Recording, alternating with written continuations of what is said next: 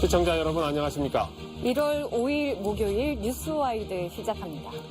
새 교과 과정의 5.18 민주화운동 삭제 논란과 광주 군공항 이전 등 지역 현안을 해결하기 위해 강력한 호남 정치력이 요구되고 있습니다. 네, 오늘은 이용빈 국회의원과 함께 새해 의정 활동과 정치권 현안 짚어보겠습니다. 안녕하십니까? 안녕하십니까? 네, 먼저 개면은 들어서 첫 출연이신데 시청자분들께 인사부터 부탁드립니다. 네, 반갑습니다. 사랑하는 광주 시민 여러분, 존경하는 광산 구민 여러분, 개면 새해가 밝았습니다. 정말 긴 어두운 터널을 지나가고 있는 지금 고물가, 고금리, 고환율 고통 속에 허덕이고 있습니다. 전쟁의 어려움, 또 코로나19의 어려움이 더욱 가중되고 있는데요. 이 어려운 과정 속에서도 검은 토끼 개면연의 해에 그 기운을 받아서 껑충 도약하는 그런 한 해가 되시기를 기원하겠습니다. 네, 의원님도 새해 복 많이 받으시고요. 새해 복 많이 감사합니다. 새해 복 많이 받으십시오. 네. 작년에 이 KBC 국회의원 의정활동 종합평가에서 1위를 차지하셨잖아요. 우선 의원님이 생각하시는 그동안의 입법활동 중에 성과 어떤 게 좀 있었을까요? 네, 그렇습니다. 초선 의원으로서 최선을 다해서 열심히 뛰었습니다만은 큰 성과 덕분이다라고 말씀드리기보다는 더 이제 열심히 하라는 의미로 상을 주셨다 이렇게 생각하고요. 저희 의원실 보좌진들 그리고 지역 사무실 보좌진들이 정말 최선을 다한 결과였다 이렇게 생각합니다. 무엇보다도 이제 현장에서 발로 열심히 뛰면서 소통했고 또 지역의 현안들을 잘 붙들고 방법을 찾아나가는 그런 모습들에서 아마 상을 준 이유가 아닐까 그렇게 생각하고 있습니다. 지금 21대 국회 상반기에는 과방위 계시다가 후반기에 지금 산자위로 상임위로 옮기셨어요. 네, 그렇습니다. 특별히 이제 의사 출신이신데 왜 산자위를 선택하셨어요? 네, 제가 초선 의원으로서 이제 특히 의사라고 하는 전문성에 관심을 많이 가지고 있습니다. 그런 점에서 국민의 안전과 건강에 무엇보다 좀 집중을 하고 있고요. 그런 부분들은 제가 이제 국회의원으로서 할 수 있는 최선을 다하고 있습니다. 다만 지역의 여러 현안들, 특히나 민생과 관련한 특히 경제 현안에 대해서 전문성을 발휘하기보다는 산업이라고 하는 측면, 지역의 먹거리를 해결하는 것이 무엇보다 중요하다. 그런 점에서 지역이 이제 우리 광주가 인공도시 특화도시잖아요. 지난 이제 상임위를 결정하는 과정에서 인공지능과 관련된 국회 과방위 상임위에 신청하는 우리 지역 의원들이 없으셔서 특히나 평소에 과학기술에 관심이 많았던 제가 지원을 했던 것이고요. 그런 과정을 통해서 인공지능과 관련된 예산을 충분히 확보할 수 있는 성과를 거뒀었습니다. 제가 산자위를 선택한 거는 이제 저희 지역의 평동산단, 또 하남산단, 소촌산단 등 지역의 먹거리를 책임지고 있는 산업의 중추가 이제 저희 지역에 있지 않습니까? 그런 점에서 저에게 요구되는 그런 책임이 있다라고 생각되고요. 그래서 산자위를 선택을 했던 것입니다. 네, 그럼 이번에 꼭 확보하고 싶으셨던 예산 어떤 게 있었을까요? 사실 지역의 우리 노후 산단 문제들을 해결해가는 여러 과정들이 필요했고요. 그렇고 이제 국회에서 이번에 윤석열 정부가 민생 예산들을 많이 좀 훼손시켰지 않습니까? 그런 점에서 지역화폐와 관련된 예산을 저희들이 전액 삭감됐던 것들을 그래도 한 4천억 정도는 저희가 이제 확보를 했고요. 그런 게 저는 큰 성과다라고 생각을 합니다. 그 밖에도 제가 이제 그 국정감사 기간을 통해서 도시가스와 관련해서 좀 문제 제기를 했었습니다. 네. 소형 LPG 저장 탱크가 여러 가지로 부실하게 관리되고 있는 점이 있고 가스가 누출되는 사례들이 많았습니다. 이런 것들이 전국적인 문제가 돼서 이것을 해결할 수 있는 예산을 확보를 했다는 점이 상당한 성과였는데요. 2023년 예산에 특히나 이 수소용품 검사 인프라 구축 관련 예산을 111억 원 정도로 확보를 했고 특히 LPG 용기 사용시설 개선 사업에 한 4억 2,500만 원 정도를 책정을 하게 돼서 국정감사의 성과였다라고 말씀을 드릴 수 있고요. 특히나 이 공공노인 일자리 문제, 또 지역 경로당 냉난방비 예산 문제 이런 것들로 해서 988억을 증액시켰습니다.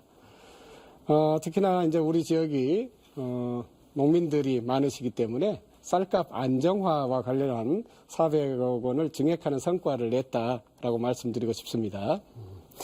그러면 이제 2023년에 올해 특별히 관심을 두고 계신 법안이나 이런 분야가 있으신가요? 어떤? 네, 당연히 우리 지역 발전에 있어서 가장 중요한 걸림돌이 되고 있는 군공항 이전과 관련해서 법안을 준비하고 있습니다. 이재명 당대표와 이제 저희가 이제 지난 대선 기간 동안에도 충분히 의지를 표명했습니다만은 광주 군공항 이전에 속도를 내야 되고 그 추진력을 국가가 담보해야 된다라고 하는 것인데요. 이 광주 군공항 이전하고 대구 군공항 이전 문제를 하나로 묶어서 대구 광주 군공항 이전을 위한 특별 법안을 저희가 이제 대표 발의를 준비를 하고 있고요. 말씀드리자면 대구 광주 군공항 이전 추진 또 대구 광주 군공항 이전 사업 추진위원회처럼 동시에 규정을 하는 그런 법안입니다. 그래서 대구는 통합 신공항 건설이고요. 또 광주는 군공항 건설이라는 약간 차이가 있죠. 그런 점에서 군공항 건설과 통합 신공항 건설의 같이 개념을 담아서 신공항 건설이라는 개념 안에 담아냈습니다. 그동안 군공항 이전 관련 법안의 지원 주체가 국방부였습니다. 그렇죠. 그런데 이제는 정부가 직접, 그러니까 국가가 이것을 뒷받침할 수 있도록 명시를 했습니다.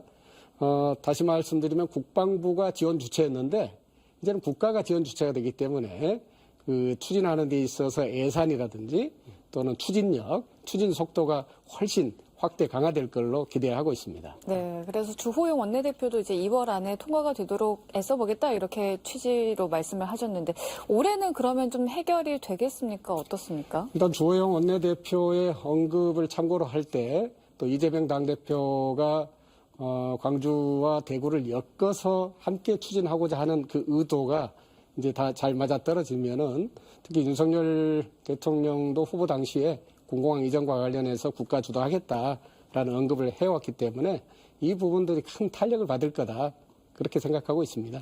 그러면 저희가 대구는 송갑석 의원이 냈던 저기는 국방위 소속이고 대구 같은 경우는 상임위가 서로 틀렸잖아요. 근데 한 상임위에서 하신다는 건가요, 지금? 이제 그런 법안들을 잘 조율해서 하나의 이제 조정된 법안을 만들어내야 되겠죠. 제가 발의하는 법안은 그런 법안과는 충돌하지 않고 좀 더 포괄적으로 규정하는 그런 법안입니다. 그러니까 저희가 달빛동맹이라는 말을 자꾸 쓰고 네네. 있는데 누구도 손해보지 않는 그런 그렇습니다. 법안 발의를 지금 준비하고 계시다는 거죠. 그러면 저희가 사실은 올해 지금 정치권의 가장 큰 화두는 윤석열 대통령이 내놓은 중대 선거구제 개편일 텐데 어떻게 보십니까? 필요성은 인정을 하시나요? 아무래도 선거구제 개편과 관련된 논의는 굉장히 오래됐고 지리하게 계속됐다라고 표현하는 게 맞겠죠. 국회의원의 어떻게 보면 이해관계가 첨예하게 달려 있기도 해서 잘 결정되지 못했습니다. 사실은 촛불 시민혁명이라고 불려지는 그 시기에 이러한 선거구제 개편과 관련된 선거법이 제대로 좀 바뀌어지는 것이 가장 중요했을 것이라고 생각됩니다. 대통령제 관련해서도 개헌을 했어야 국가 체계가 전반적으로 혁명적으로 바뀔 수 있었을 거다 저는 그렇게 보는데 그런 시민사회의 논의와는 다르게 정치권에서는 이 부분을 좀 미뤄왔다라고 생각하고요. 이번에 이렇게 이제 중대선거구제로 개편하고자 하는 의도 안에는 어떻게 보면 다분히 정치적인 어떤 의도가 담겨 있어서 그리고 이해관계에 따라서 첨예하게 갈릴 것이기 때문에 쉽게 결정되지는 않을 것이다. 그렇기 때문에 우리가 이제 정치권의 이해관계를 좀 내려놓고 대한민국의 새로운 성장 동력으로서의 정치를 다시 한번 그려봐야 될 때가 왔다고 생각합니다. 그런 점에서 그동안에 논의되어 왔던 그런 것들이 좀 공론화 과정을 거쳐서 시민사회와 전문가들이 충분히 논의해 왔기 때문에 대한민국의 좀 적절한 그런 선거 제도로 좀 제대로 만들어냈으면 하는 바람이 있고요. 저는 중대선거구제가 어떤 해결 방법은 아니다라고 생각합니다. 일부 소수 정당이 진출할 수 있는 그런 어떤 장점이 있다고는 하지만 거꾸로 양당의 폐해가 더 커질 가능성도 있고요. 특히나 지역의 토호들, 예컨대 뭐 부자들이라든지 또는 언론이라든지 뭐 건설사라든지 다양하게 인지도가 높은 특정 후보가 너무 계속 권력을 가져갈 가능성이 높은 그런 선거 제도라고 저는 보고 있고요. 저희 민주당에서 그동안 끊임없이 제기해왔던 권역별 비례대표제, 또 위성정당 문제가 있었지만은 그런 것들도 좀 다 해결할 수 있는 그런 어떤 방안들을 마련해가는 것이 필요할 때다라고 봅니다. 네. 앞서, 네. 그러면 윤석열 대통령이 왜 새해 벽두부터 중대선거구제를 내놨을까요? 아무래도 총선을 이제 1년 남겨놓고 있는 상황이기 때문에 차기 총선에서의 현재의 지지율로 봤을 때 압도적으로 여당이 승리할 가능성은 없다고 보여지고요. 그런 이해타산을 좀 많이 따져본 거 아닌가 그런 생각이 듭니다. 특히 수도권에서의 여당이 국회 진출할 수 있도록 만들어주는 법이 이제 중대선거구제가 아닐까라고 바라보는 측면이 많아서 이런 부분들은 어찌됐든 다 기득권을 좀 내려놓고 검토해야 되지 않겠나 싶습니다. 네, 앞서 말씀하신 정치적 의도가 지금 이런 것들을 말씀하신 것 같은데 계속 이해관계에 대해서 말씀을 해주셨는데 그래서 사실 지금 현역 의원들이 기득권을 내려놓을 수 있겠느냐라는 우려의 시각도 있습니다. 네, 어떻게 그렇습니다. 생각하세요? 저는 조선 의원으로서 재선을 통해서 지역에 기여하고 싶은 어떤 욕심이 있지만은 선거구 제도의 개편 자체가 대한민국의 미래 향방을 결정하는 문제이기 때문에 저는 다 내려놓고 함께 논의해야 된다라고 주장하고 싶습니다. 그러면 지금 이제 저희 같은 경우, 광주 전남 같은 경우는 만약에 중대선거구제로 개편이 되면 사실상 의원 수가 더 줄어들 수도 있잖아요.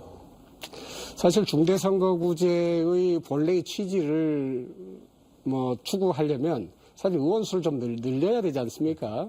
그런 측면에서 이제 국민들께서 국회의원 수를 늘리는 것에 대해서는 좀 부정적이시기 때문에 어떻게 보면은 국회의원들의 좀 세비를 좀 낮추고 국회의원 수를 좀 늘려서 국민들 동의를 좀 받아내고 선거구 한 선거구에서 2명에서 3명 정도의 후보를 낸다 그러면은 국회의원을 만들 때 각 당에서 한 명씩만 공천한다 그러면은 여러 당이 국회의원을 만들 수 있지 않습니까? 그런 측면에서 보면은 민주당이 좀 더 이제 분당을 한다든지 국민의힘도 좀 분당을 해서 어떤 특정 이해 집단을 대변하는 당들이 여러 나와서 사표가 없는 그러한 어떤 선거를 치르면서 지지율대로 의석수를 가져갈 수 있는 제도가 제일 좋은 거 아니겠습니까? 그런다고 하면은 말씀하신 대로 이제 전국 정당보다는 지역 정당들이 더 생겨날 수도 있지 않을까 싶어요. 아무래도 지금은 지역의 이해를 대변하는 어떤 중앙 정당들이 좀 그 역할이 미약하기 때문에 끊임없이 이제 로컬 정당에 대한 요구가 있었지 않습니까? 우리도 이제 정당법을 좀 손을 봐서 예컨대 민주당을 하고 있으면서 전라도당에도 함께 할 수 있다든지 이렇게 해서 지역의 정당의 요구들을 또 대변해주는 그런 정당 제도를 뒷받침해가는 것도 좋은 방안이 되지 않을까 싶습니다.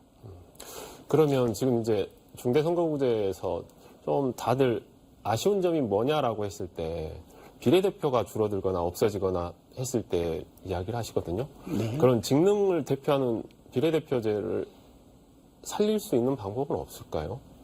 글쎄요, 저는 중대선거구제 자체를 반대하는 입장이기 때문에 아까 말씀드린 것처럼 권역별 비례대표제와 연동형 비례대표제를 좀 더 잘 세밀하게 뒷받침하는 것이 오히려 국민들의 어떤 지지율대로 의석수를 나눠가는 것이 합리적이다. 그렇게 보고 있습니다.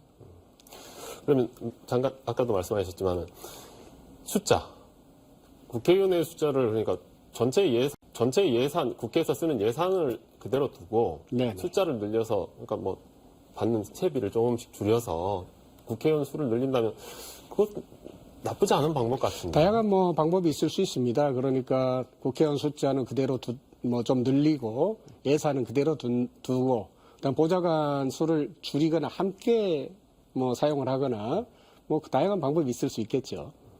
그러려면 아까도 이야기했던 국회의원들의 기득권을 먼저 내려놔야 됩니다. 그런 데는 어떻게 생각하십니까? 충분히 네, 마음가짐이 충분히 저는 평소에 이러한 어떤 선거제도 혁신이 대한민국의 미래를 바꿀 수 있는 첫 번째 단추를 맞추는 거라고 생각하기 때문에 저는 역시 적극적으로 동참하고 있습니다. 네. 예, 선거구제 개편 이야기는 여기까지 들어보고요. 이제 교육부가 지난해 말에 갑작스럽게 이 5.18 민주화 운동이라는 용어를 삭제를 했습니다. 그래서 이걸 가지고 어제 계속 대통령실에서는 아니 이전 문재인 정부에서부터 시작한 거다. 오늘은 또 그 민주당의 강두구 의원이 아니다. 이건 지난해 4월에 윤석열 정부가 시작을 했다라고 이렇게 서로 이렇게 치고받고 하는데 저희 5.18 민주화 운동이 왜 이렇게 정치권의 싸움에 항상 말려든다고 생각을 하시나요? 답답합니다. 그래서 저는 국민의힘의 서진 정책이라고 표현되는 그런 과정 속에서 5.18이 어느 정도 이제 국민 전체 공감을 좀 얻었다라고 평가를 해왔습니다. 그런데 교육부 관료들이 상당히 보수적인 건 사실입니다.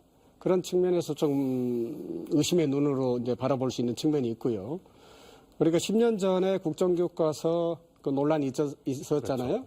그 지역들이 그대로 지금 자리를 차지하고 있단 말이죠.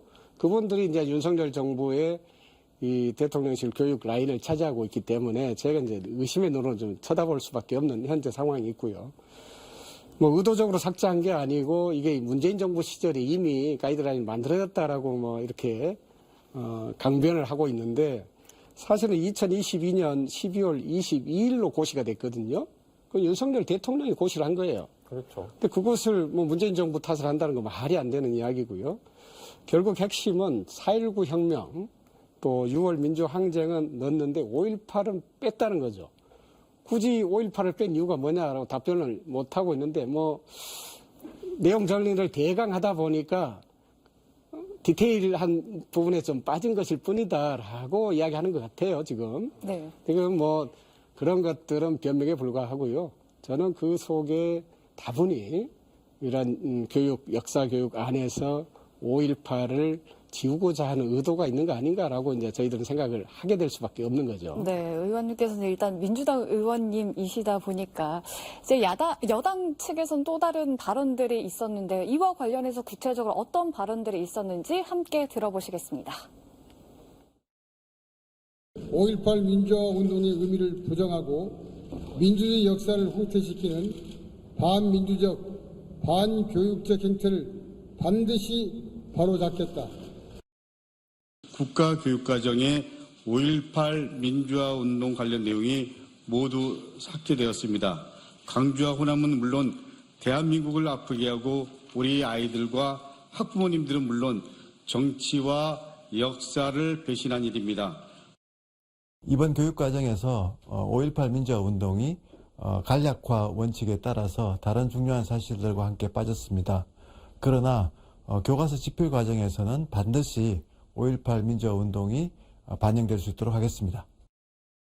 네. 그러니까 저 말이 좀 저도 의심이 가는 게 간략화 정책이라는 게 왜 필요한 것인지 이제 아마도 이 보고서를 낼 때 좀 간략하게 제출해라라고 지시사항이 있었다는 의미로 지금 말씀하는 것 같은데 그거는 좀 그냥 변명에 불과하다. 저는 그렇게 느껴집니다. 네. 그런데 다른 거는 다 둘째 치더라도 사실 이 개정 교육과정이 확정되기 전에 이제 교육부가 국회에 보고를 해왔을 것이고 또 의견 개진 과정도 있었을 거란 말이죠. 이 과정에서 정말 민주당이 몰랐다고 하는 것도 문제이지 않나라는 시각이 있는데 이 부분에 대해서는 어떻게 생각하십니까? 아무래도 이제 방금 말씀했던 그 간략화 과정이라고 하는 말 또는 전반적으로 사건을 하나하나를 기재한 게 아니고 시기별로 이렇게 묶어서 그 사건에 관련된 민주화 과정의 어떤 여러 가지 사건 사고들을 기술하겠다라는 방식으로 표현된 걸로 생각했던 것 같아요. 그러다 보니까 크게 관심을 두지 않고 지나간 걸로 보여지고요.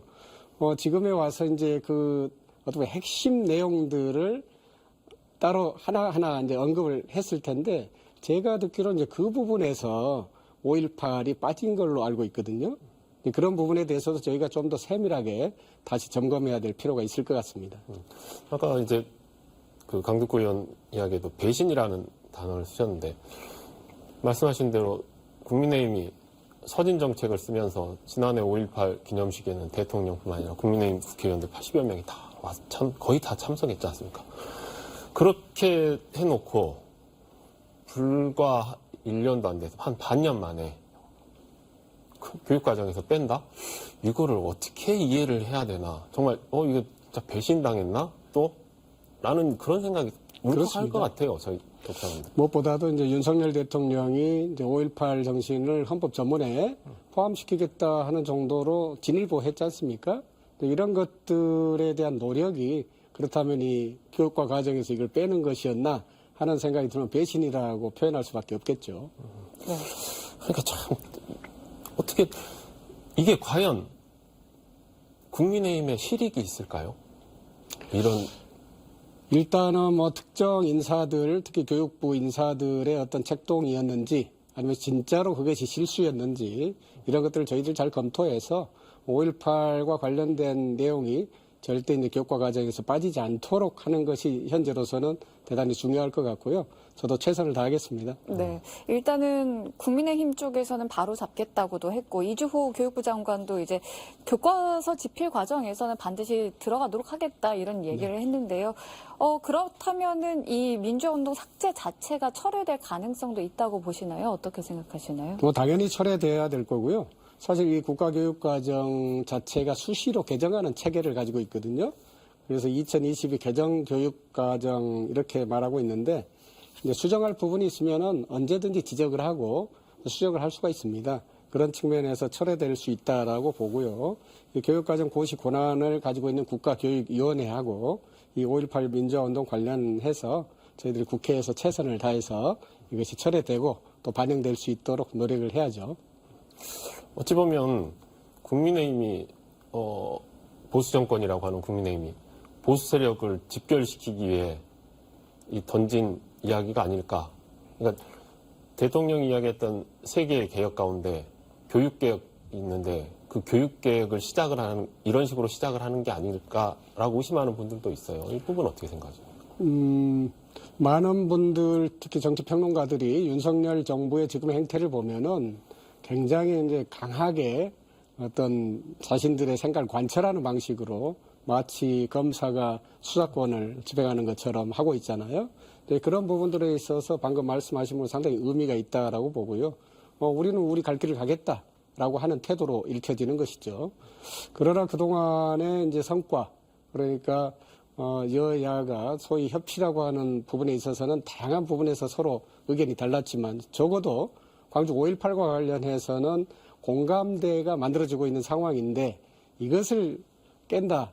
저는 뭐 국민의힘에 전혀 실익이 없을 거라고 봅니다. 그러니까요. 이걸 깨서 국민의힘한테 무슨 도움이 될지 도대체 누구한테 도움을 주기 위해서 단지 그 교육부 장관이 일부에서는 그렇게 생각도 하시더라고요. 그분이 이전에도 한번 하더니 다시 장관이 되니까 결국은 또 밀어붙이는 거 아니냐라는 생각도 하시는데 네. 그런다고 장관이 결정을 하는 게 아니지 않습니까? 결국 대통령이 사인을 했을 거 아닙니까? 그렇습니다. 참 이해를 할 수가 없는. 국회에서 그런 의도가 있다면 철저하게 막아내겠습니다. 네. 그럼 그런 과정에서 약간 민주당의 어떤 반성할 측면 같은 거는 없을까요? 어떻게 보시나요?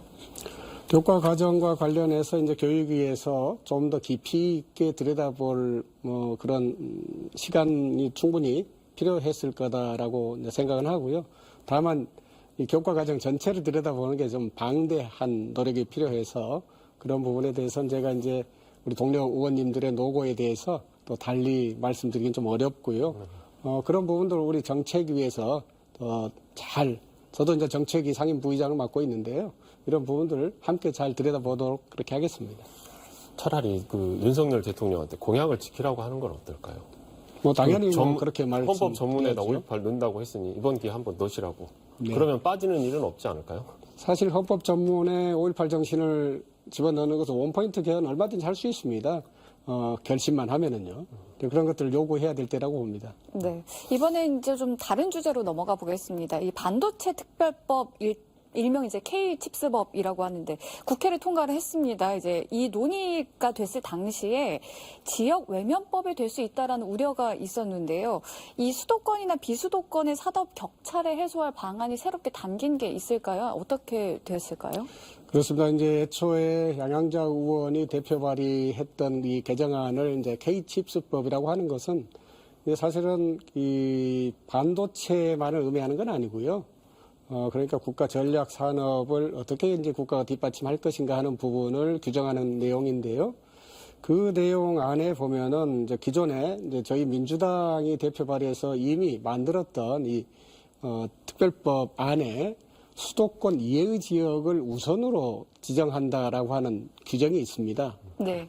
그런 것들을 외면하고 어떤 부분이 있었냐면은 그러니까 사업자와 지원 시설의 입장을 고려하는 내용. 그러니까 기업이 입주하고 있거나 입주하려는 지역을 포함 우선한다. 뭐 이런 내용이 들어 있어서 이제 제가 지역 외면법이다 이렇게 표현을 했었는데 저희 이제 김한정 의원께서 대표 발의해서 상임위에서 조정한 안으로 저희가 이제 이번에 통과를 시킨 건데요. 여기에서는 이제 특화단지 지정과 관련해서 이 제16조 그래 전략산업 특화단지 지정이라고 하는 부분에서 수도권 외 지역 외에도 또 사업자와 지원시설 입장을 고려하는 내용도 포함을 시켰습니다. 그리고 이제 전문 인력 양성과 관련해서는 수도권 외의 지역에 대한 인력 양성 사업을 포함하도록 한 것이죠. 그런 점에서 어느 정도 좀 보완을 했다라고 말씀을 드릴 수 있겠습니다. 이게 관련해서 추가 감세 이야기 정부가 벌써 했잖아요. 네네. 그래서 이게 크게 세액이 많이 확대되던데 이게 세수 감소를 감안하고라도 정부가 이렇게까지 나서는 이유가 뭐라고 생각하십니까? 사실 반도체 산업은 이제 쌀이라고 일컬어지지 않습니까? 그만큼 국가의 어떤 안보와도 직결이 되고요. 미래 산업의 핵심 역량이라 이렇게 말할 수 있을 겁니다. 그런 점에서 이런 세수가 줄어든다라는 표현보다는 오히려 그런 기업을 육성함으로써 미래 우리 세수가 더 늘어난다 이렇게 바라봐야 되겠죠. 그러니까 말하자면 좀 과감한 투자가 필요하다. 그런 점에서 저는 이렇게 세액을 좀 공제를 확대하는 것은 저도 동의합니다. 그러나 사실은 이제 지난 국회에서 이 우리 민주당 김한정 간사를 중심으로 해서 대기업은 10% 세액 공제, 그리고 소부장 중소기업에 대해서는 25% 세액 공제를 요구를 했습니다. 네. 그런데 국민의힘이 반대를 했어요. 기재부의 이유를 들어서. 그런데 이제 지금 윤석열 대통령이 한마디에 기재부가 손바닥 뒤집듯이 이렇게 뒤집은 거잖아요. 그런 측면을 보면은 도대체 이게 국회를 뭘로 보는 건지 그런 참 의아한 생각이 들고요. 어쨌든 이제 국회에서 이걸 심의해야 되지 않습니까? 네. 그런 측면에서 국회와 이제 민주당과 국민의힘이 합의를 잘 이끌어내야 될 텐데 그런 점들이 자기들이 뭐 극구 반대했었던 내용이기 때문에 어떻게 합의를 할 건지 좀 궁금합니다. 아까 말씀해 주셨네 특화단지 이게 사실은 이 상반기에 지정된 계획이라고 하는데 저희 광주 전남에서 이걸 가져올 수 있는 방법이 있을까요? 어떻게 해야 될까요? 사실 이 국가첨단 전략산업 특화단지를 지정하는 데 있어서는 무엇보다도 기업의 결단이 필요하지 않습니까? 그러기 위해서는 이 세액공제뿐만 아니라 그런 산단을 조성하는 데 있어도 많은 특혜를 줘야 되고 그런 좋은 부지도 제공해야 되고 특히나 이제 거기에 관련된 앵커 기업들을 우리가 유치를 해야 되는 거 아니겠습니까? 그런 것들이 제일 중요할 텐데 무엇보다도 이제 산업 경쟁력이라고 하는 측면이 가장 중요하고요. 지금의 이제 미래 첨단 산업들이 요구되고 있는 것은 결국은 알리백을 맞춰야 되거든요. 그럼 알리백을 하지 않으면 아무리 생산을 해도 수출을 할 수가 없습니다. 그런 점에서 이제 광주 전남의 풍부한 재생에너지 알리백이라고 하는 것이 가장 중요한 경쟁력이 될 겁니다. 그런 점에서 이제 자신을 하는 거고요. 특히나 광주는 인공지능 특화 도시가 그리고 에너지와 관련된 다양한 투자가 이미 이루어져 있고 이런 측면에서 매력이 있는 도시다라고 보는 것이죠. 근데 이제 아까 이제 의원님 지역구에 지금 산단이 2개나 있잖아요. 네네. 근데 요즘에 다들 어렵다 힘들다 하시는데 그 지역에 있는 입주 기업들 특히 그 기업들을 위한 대책 뭐 혹시 준비하시거나 네. 하는 게 있나요? 지금 이제 중소기업들이 가장 어렵겠죠. 고유가, 고환율, 고금리의 문제가 제일 어려운데 무엇보다도 이제 막 시작한 기업들이 어려울 것 같습니다. 또는 이제 산단 부진을 확보해 놓고 투자를 해야 되는데 가로막혀 있는 중소기업들도 많이 계실 거예요. 네. 그래서 이제 제가 지난 이제 국회에서 토지대금 납부 기한 연장을 좀 요구를 했습니다. 그리고 이제 특히나 이제 부채 많이 가지고 있는 기업들 입장에서 보면은 이 지연 손해금이라는 게 있거든요. 그러니까 채무자가 지급하기로 한 기일이 지연됐을 때 채권자에게 배상하는 손해금이라는 게 있습니다. 이 지연 손해금을 좀 인하시켜 달라.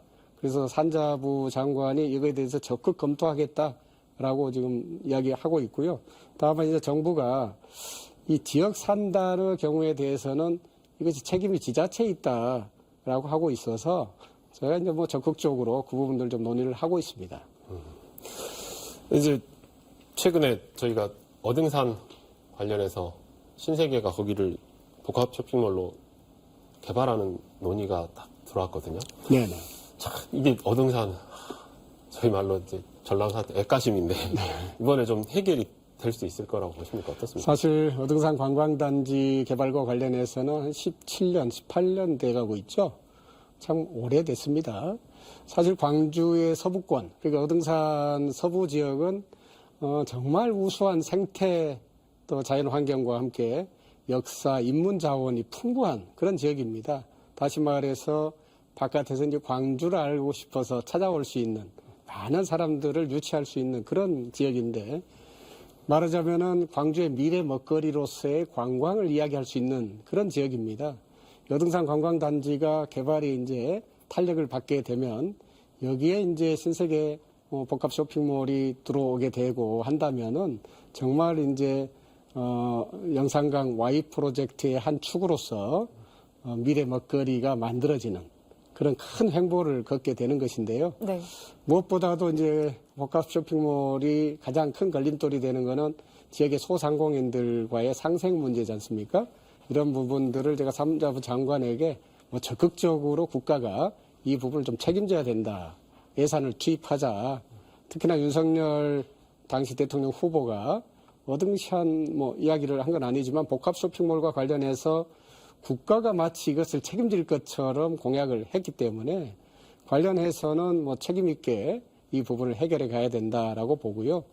저도 이제 국회에서 그 최선을 다하겠습니다. 네. 그럼 끝으로 올해 의정활동 어떻게 하실 계획이신지 짧게 말씀해 주실까요? 네. 어등산 관광단지하고 복합 쇼핑몰 입주가 여등산과 영산강을 중심으로 결국은 반도체 특화단지, 또 미래 자동차 특화산단, 또 인공지능 특화도시 광주, 또 공공항 이전 이런 다양한 인프라 사업들과 맞물리면서 Y 프로젝트가 발진하는 그런 2023년이 될 거라고 보고요. 이제 다시 영산강이다라는 말씀을 드리면서 영산강 문명의 재도약, 부흥을 우리 광주 시민들과 함께 이뤄내고 싶습니다. 네. 네. 귀한 시간 내주셔서 감사합니다. 오늘 여기까지 듣겠습니다. 고맙습니다. 고맙습니다.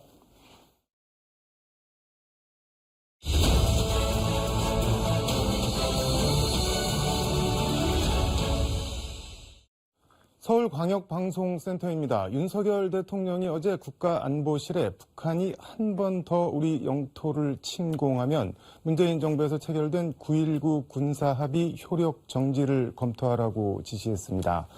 육군 사성장군 출신으로 한미연합사 부사령관을 지낸 김병주 더불어민주당 의원과 함께 군과 안보 관련한 이슈 짚어보겠습니다.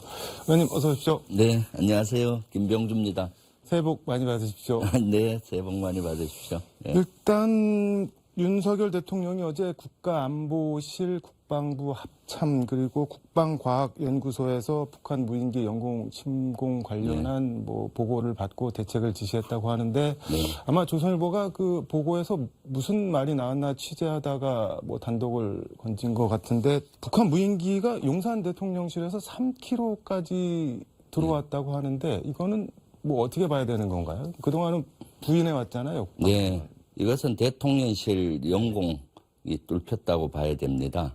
제가 문제 제기했던 것은 네. 용산에 있는 대통령실은 경호 목적상 지상에는 울타리가 있고요. 네. 하늘에도 하늘을 지키는 울타리가 있습니다. 하늘 울타리가 네, 그것이 비행 금지 구역입니다. 반경 3.7km 원으로 돼서 비행 금지 구역이 하늘의 울타리인 거죠. 국방부에서는 아니라고 부인했잖아요. 네.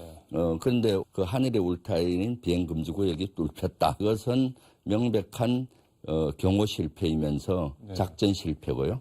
또한 위기 관리의 실패라고 볼 수가 있죠. 문제 제기를 하셨다고 했는데 국방위 뭐 현안 질의에서 본인들도 뭐 잘 몰라서 그랬던 건가요? 아니면은 아는데 일단 부인을 하고 본 건가요? 어떻게 봐야 될까요? 근거 없이 얘기했다고 하면서 그 유감 표시도 하고 또 국방부에서는 저가 이적 행위를 하고 있다라고 표현까지 했었어요. 그래서 이것은 경호처에서 이 불똥이 대통령실로 뛰지 않게 하기 위해서 눌렀다. 그 선긋기를 하는 거구나. 그래서 경호처에서 국방부에 압력을 넣는 것 같다. 이게 그럼 책임이 뭐 어디에 있는 뭐 수방사, 뭐 국방부 아니면은 뭐 경호처 어디에 책임 소재를 따? 이것은 일단은 책임 소재가 국지방공은 그 높은 지역은 공군이 책임을 지는데 낮은 고도에서는 육군이 책임지고 특히 경호처는 여기 책임을 면할 수가 없습니다. 왜냐하면은 군은 아직도 소형 드론에 대해서 탐지하고 추적하는 장비들이 좀 부족해요. 그런데 경호처가 통제하는 군부대, 수방사 예하 부대들은 소형 무인기를 탐지하고 요격시킬 수 있는 전파 차단 장비들을 갖고 있어요. 문재인 정부 때 10세트 가까이 들어와서 촘촘하게 갖고 있는데도 불구하고 이렇게 대통령실 상공이 뚫혔다는 것은 아주 큰 문제죠. 이것은 그야말로 안보의 공백이고 작전과 위기관리까지도 실패한 거죠. 더 큰 문제가 또 있어요. 어떤 거? 보고 시스템에서 거의 마비가 됐던 것 같아요. 대통령한테는 12그 무인기가 MDL을 넘어온 1시간 한 50분 가까이 지난 12시 12분에 보고를 했다는 겁니다. 그 시간이면 이미 북한 무인기가 할 거 다 하고 서울 상공을 막 하고 그것보다 또 중요한 것은 군 작전은 가장 안 좋은 것이 거짓 보고와 거짓입니다. 저기 오는데 이쪽으로 오는데 책임 면허를 이쪽으로 온다 하면은 후속 부대들이 다 실패하잖아요. 그래서 군에서의 작전 허위 보고는 형법에서 군형법에서 엄정하게 다룹니다. 작은 구멍이 나중에 뚝을 무너뜨릴 수가 있기 때문에. 허위 보고라는 거는 어떤 지점에서 허위 보고가 있어요? 아니 비행금지 구역을 들어갔다 나왔는데 안 갔다고 국방부 장관도 부인하고 국방부에서 부인했잖아요. 그러면 중간에 보고가 잘못된 것인지 아니면 경호처의 임무를 받고 허위로 이것은 국민들께 허위 보고한 거지 않습니까? 국민들께. 그러니까 이런 것들은 큰 문제라고 보여지죠. 탐지 능력이라고 말씀을 하셨는데 이게 군에는 없는 장비가 청와대 대통령실 경호처에는 있는 모양이에요. 네, 그렇죠. 2014년도에 무인기가 파주에 떨어진 일이 있었습니다. 그때 무인기를 보니까 북한 무인기를 보니까 청와대를 찍고 간 겁니다. 그래서 그때 발칵 뒤집혔죠, 청와대가. 그래서 그때부터 이스라엘에 있는 레이더와 그다음 요격할 수 있는 전파 차단기를 들어왔고 근데 이미 장비와 무기가 다 있는데도 뚫혔다는 것은 큰 문제이죠. 일단 북한이 우리 영토를 다시 침범하면은 9.19 군사 합의 효력을 정지하는 걸 검토하라라고 지시했는데 이건 필요한 조치인가요? 아니면은 그렇게 하면 안 되는 건가요? 이건? 아주 부적절한 조치죠. 예를 들어서 우리 법이 있는데 법을 위반하는 사람이 많다고 법을 없애겠다라는 게 말이 되나요? 예를 들어 도둑을 맞는 법이든 여러 법이 있는데 도둑이 많이 생기니까 이 법의 실효성이 없다.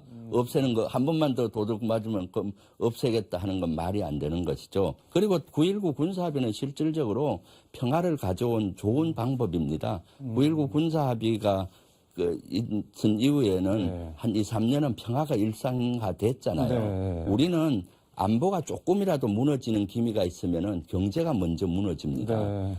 그렇기 때문에 9.19 군사합의 이런 것들은 그렇게 가볍게 얘기할 것은 아닙니다. 이게 그러니까 9.19 군사합의가 이제 여권에서는 그래서 뭐 군사훈련도 못하고 비행기도 못 띄우고 뭐 그래서 뚫고 들어오는 거를 못 막았다. 뭐 그렇게 주장을 하기도 하는데. 군사합의 때문에 이번에 무인기에 대해서 대응을 못했다는 것은 전혀 사실과 다릅니다. 그것은 9.19 군사합의 내용을 한 줄도 안 읽어본 얘기고요. 이번에 문제는 창과 방패가 있잖아요. 방패가 안 된 겁니다. 무인기를 무인기로 잡진 않아요. 그야말로 이 사항을 흐리게 하는 물타기 전략이죠. 전혀 이 사항에 대한 본질의 문제를 접근을 못하는 겁니다. 우리 무인기는 이미 북한보다 월등히 앞서고요. 무인기 드론 부대는 수백 개 부대가 있습니다.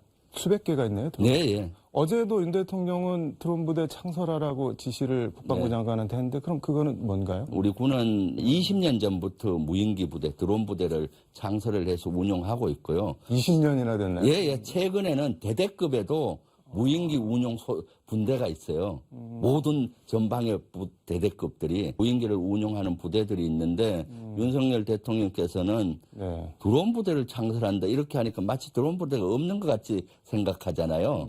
추가적으로 이제 합참 레벨에서 이제는 없으니까 한다는 그런 의미인 것 같아요. 공군에서 운영하는 예를 들어서 글로벌 호크 같은 거는 어마어마합니다. 수백 킬로를 날아가고 수시간 동안 운영하고 수천 킬로까지 볼 수 있을 정도로 발전돼 있는 거죠. 윤 대통령이 말씀하시는 드론 부대는 그런 무인기랑은 다른 뭐 어떤 뭐 그러니까 뭘 얘기하는지 모르겠어요. 드론 부대가 그렇게 많이 있는데 드론 부대 창설을 앞당기겠다라고 말씀하셨잖아요. 그러니까 이런 전체적인 것들을 제대로 모르고 얘기하는 거고 또 대통령이 뭘 알겠습니까? 그 안보실장이나 장관이 제대로 된 보고를 못하지 않느냐 하는 그런 우려가 되고 보고해도 자기 듣고 싶은 것만 듣잖아요. 그래서 얘기하는 것도 아닌가 하는 생각이 들어요. 군에 계실 때 합참 작전본부, 전력기획본부 이런 데 근무 경험 있으시고 한미연합사 부사령관지는 뭐 한미 공조 관련해서는 최고 전문가인데 시간상 이거 하나만 좀 물어보고 있습니다. 윤석열 대통령이 한미 공동 핵 연습 발언을 논의하고 있고 미국도 상당히 긍정적이다라고 했는데 바이든 대통령한테 약간 출입 기자가 그런 거 논의하고 있냐 그랬더니 너 그냥 아니다 한마디 하고 가버렸는데 이거는 뭐 어떻게 되고 있는 건가요? 미국에 갖고 있는 핵무기는 절대 공동기획과 핵 자체는 연습을 하진 않아요. 단지 여기서는 미국이 의미하는 거는 북한의 핵미사일에 대응해서 공동으로 정보도 공유하고 공동으로 한다는 거죠. 이게 김은혜 홍보수석이 그럼 말을 약간 섞은 그렇죠. 예.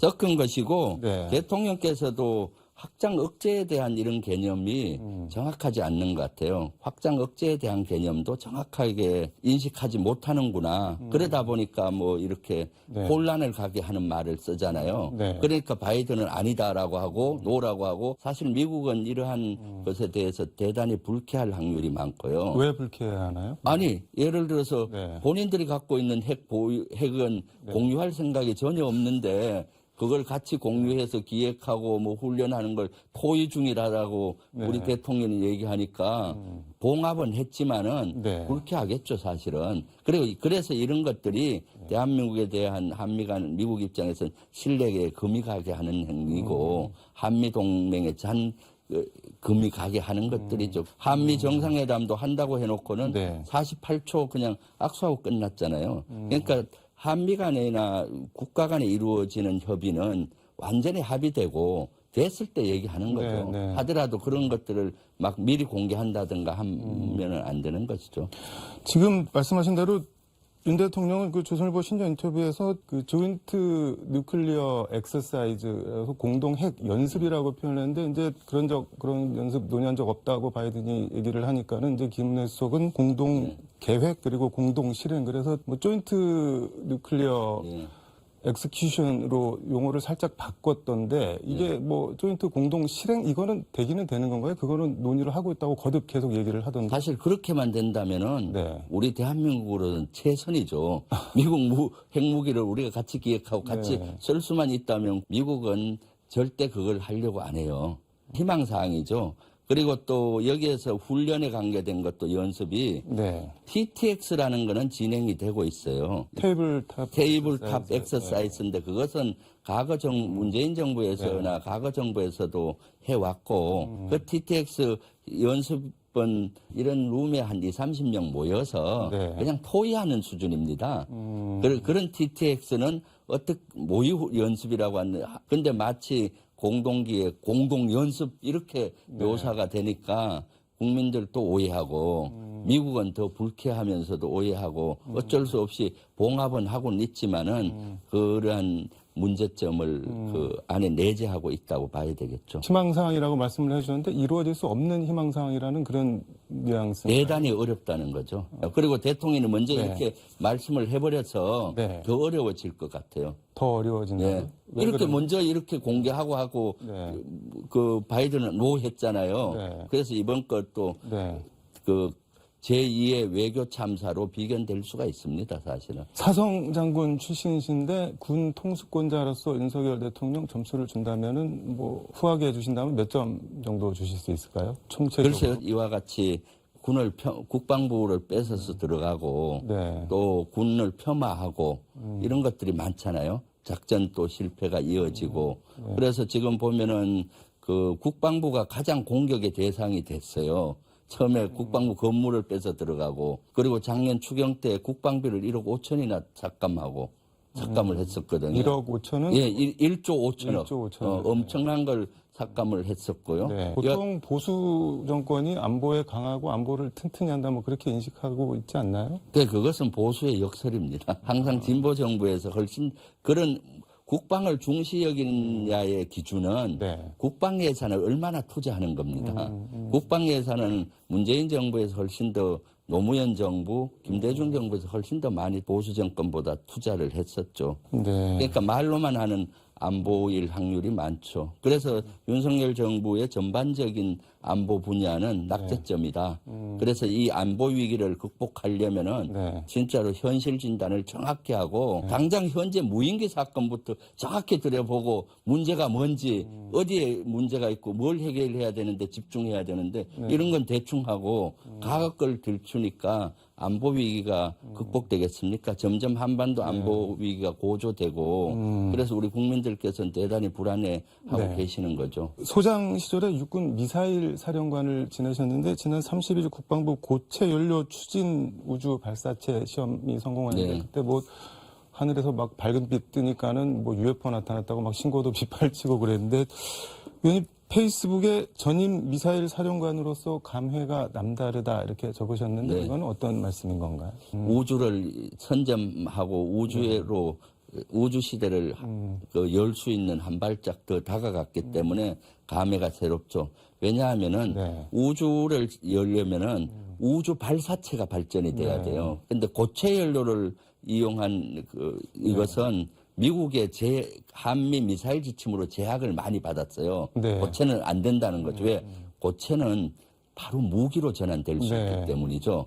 액체는 좀 어려운데 그래서 저는 이거를 해제하기 위해서 저도 많이 노력했고요. 문재인 정부에서 각고의 노력 끝에 2020년 7월 28일 날 고체를 해제했어요.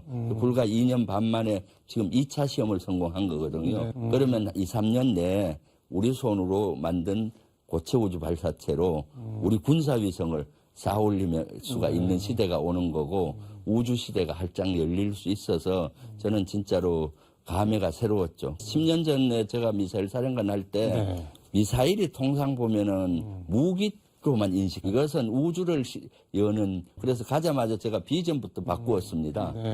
미사일 사령부가 우주 시대를 앞당기자. 고의 노력을 했었거든요. 그리고 또 정치인이 되고도 작년에 민주당에서 항공 우주 TF를 만들었습니다. 네. 그때 TF장을 하면서 여러 가지 법도 개정을 하고 우주 발전을 위한 예산도 적극적으로 지원하고 그래서 누구보다도 감회가 새로웠죠.